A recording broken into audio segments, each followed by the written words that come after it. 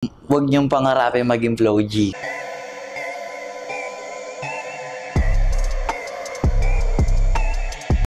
Flo G, may payo sa mga kabataan. Bugoy na koy-koy, gusto nang gawin.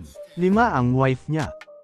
Pero ano yung gusto mong mapayo sa mga kabataan na manonood nito na gusto nilang maging Flo G someday? Huwag niyong pangarapin maging Flo G. Pangarapin niyo maging sarili niyo. Yun, kasi para sa akin yung Flo G, isa lang yun. Kahit ikaw, yung Phoebus, isa lang yan. Hindi na magkakaroon ng katulad yan. Kahit yung baby boy mo, hindi siya magiging si Phoebus in the future. Meron nga dyan, mga junior pa yung pangalan eh. Ganto junior. Tapos senior yung airpods nila. Pero hindi sila nagiging yung airpods nila. Kaya wag nyo tatargetin yun. May isang tao din nagsabi sa akin yan, idol ko din. Tapos, huwag mong pangarapin na maging ako, pangarapin mo maging ikaw. Basta gusto ko lang, wala akong pinagsisisiyang sinulat ko kahit anong taon na, kahit pa siyempre lahat naman bahala tayo, lumipas na tayo, wala na tayo, pero yung music nandyan pa yan eh.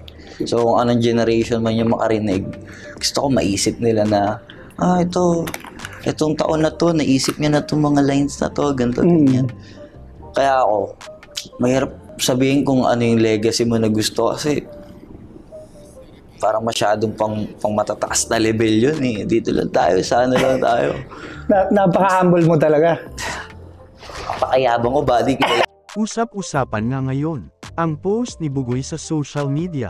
Dahil sa sinabi nito, na gagawin ng 5 ang kanyang kinakasama, para hindi na maging balanse ang boto ng mga ito.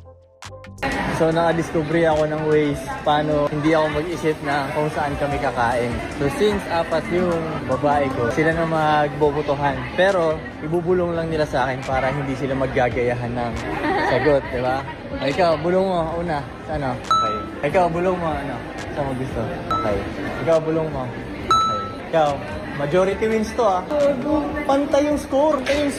So pantay yung score. Bandang huli ako pa pala rin ang di-decide kung saan kami kakain. Ay, nako. Then, na-realize ko na kailangan ko pala ng isa pang babae. Yeah. Para pa magdi-decision, hindi pantay.